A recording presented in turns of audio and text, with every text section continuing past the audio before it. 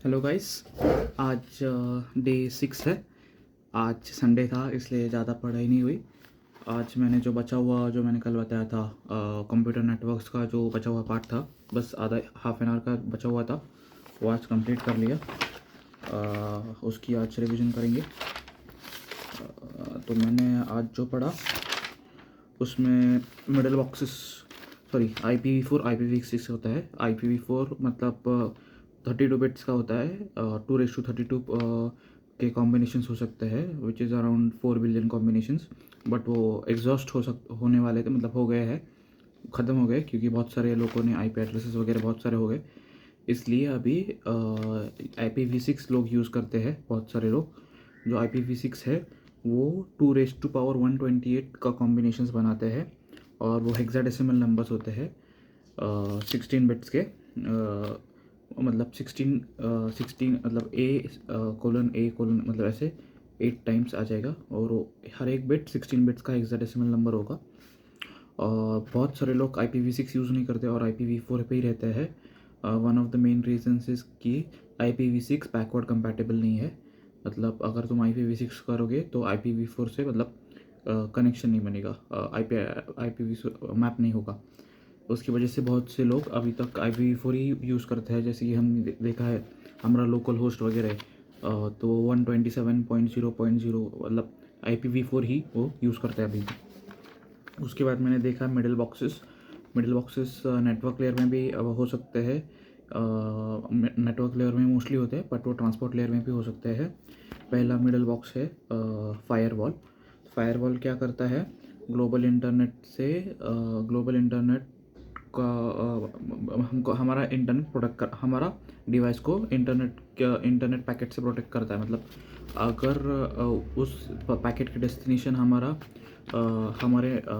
अगर source ID होगा तो ही उनको मतलब फ़िल्टर आउट करेगा। अगर मतलब कोई हार्मफुल या फिर कोई अदर सोर्स पैकेट्स हो गए तो उसको वो डिस्कार्ड कर देगा, क्योंकि वो हार्मफुल पैकेट्स हो सकते हैं। उसको बोलते हैं फायरवॉल। और ये कैसे करता है फ़िल्टर आउट, हमारे पोर्ट नंबर्स के बेस के ऊपर, या फिर हमारे IP एड्रेस के ऊपर, या फिर फ्लैग्स के ऊपर, या फिर कोई प्रोटोकॉल्स यूज़ कर सकता है वो उसके ऊपर। दो टाइप्स के फायरवॉल होते हैं, स्टेटलेस और स्टेटफुल। स्टेटफुल फायरवॉल्स ज़्यादा एफिशिएंट होते हैं, और जो वो मेमोरी है मतलब जो हाँ डेटा पैकेट्स की, वो कैशे मेमोरी में स्टोर करके रखते हैं। फिर उसके बाद आ गया है उसके बाद आता है अगला मेमोरी, सॉरी अगला मिडिल बॉक्स जिसका नाम है NAT, network address translator. NAT क्या करता है, हमारे IP एड्रेस को चेंज करता है, जो ग्लोबल जो इंटरनेट यूज़ करता है। मतलब अगर हमारा IP एड्रेस सपोज 10.0.0.1 है, तो NAT क्या करेगा, NAT राउटर में मतलब फिट होता है वो। तो NAT क्या करेगा, हमारे IP एड्रेस को चेंज करके कोई तो एक रैंडम IP दे देगा, लाइक सपोज 150.150.0.1। तो फिर इंटरनेट को क्या लगेगा कि रिक्वेस्ट 150.150.0.1 ने भेजी है। इसके वजह से हमारा जो नेटवर्क है वो हिडन रहेगा, जो ग्लोबल इंटरनेट से है। मतलब अगर डेफिनेशन बोला जाए तो NAT modifies the hosts IP address, that is the network address info in the IP header of the packets while they are in transit across a routing device। ये क्या कर इसका यूज़ किया हुआ होता है, they slow down the consumption of IP addressing. मतलब IP addressing की जो कंजम्पशन है उसको स्लो डाउन करता है। उसके बाद मैंने डेटा लिंक लेयर के बारे में पढ़ा। डेटा लिंक लेयर क्या होती है, जो डेटा पैकेट्स नेटवर्क लेयर से आते हैं वो उनको फिज़िकल मीडियम से पास करने के लिए डेटा लिंक लेयर का इस्तेमाल करता है। मतलब जो हमको पैकेट्स मिलते हैं, सपोज़ हमको एक नेटवर्क लेयर से पैकेट्स मिले हैं, बट अभी वो क्या हमारे कंप्यूटर सपोज LAN से कनेक्टेड है, तो डेटा लिंक लेयर को डिसाइड करना है कि सपोज़ हमारे कंप्यूटर 3 को पहुंचाना है। तो बहुत सारे LANs अलग अलग कंप्यूटर्स को कनेक्टेड हो गए, तो हमारा जो डेटा लिंक लेयर है वो डिसाइड करता है कि कौन सा रूट लेगा, कैसे डेटा पैकेट्स ट्रैवल करेंगे, कौन से LAN के वायर से ट्रैवल करेंगे, वो सब उस और उन सब को मतलब जब हर एक मतलब जो LAN से जो डिवाइसेस कनेक्टेड है उनको उनका भी एक फ़िज़िकल एड्रेस होता है जिनको बोलते हैं मैक एड्रेस। तो सबके मैक एड्रेसेस तो देख लेता है कि कौन सा मतलब फास्टेस्ट रूट होगा पहुंचाने के लिए और कौन सा मतलब सही रूट होगा डेस्टिनेशन एड्रेस पहुंचाने के लिए। तो उस एड्रेस को डेटा लिंक बोलता है, डेटा लिंक लेयर एड्रेस। इसकी मदद से मतलब वो सेंड करता है और वो डेटा पैकेट्स को फ्रेम्स में कन्वर्ट करके सेंड करता है। फ्रेम्स में मतलब जैसे उसके अंदर वो ये जो मैंने अभी बताया मैक एड्रेसेस ऐड करके सेंड कर देता है। कंप्यूटर नेटवर्क के बारे में मैंने आज इतना ही सीखा।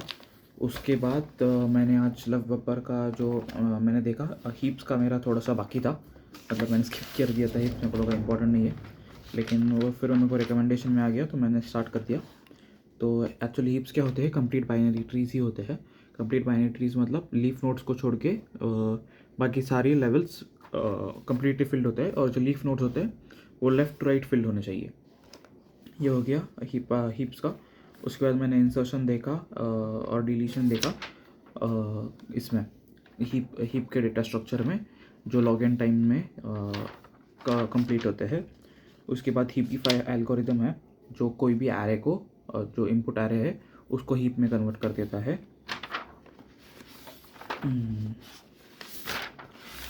ये मैंने नेक्स्ट पेज पे लिखा था। हाँ, तो हीपिफाई क्या करता है,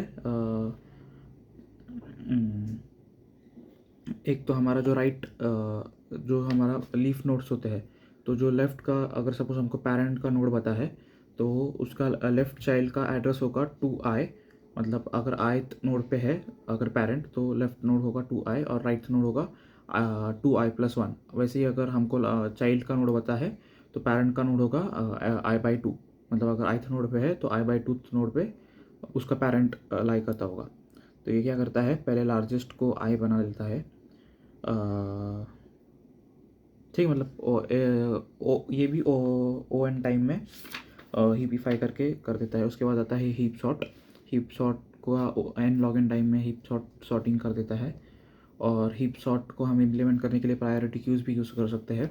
प्रायोरिटी क्यूज़ सीधा मतलब सॉर्टेड वे ही में ही इंसर्ट कर लेते हैं।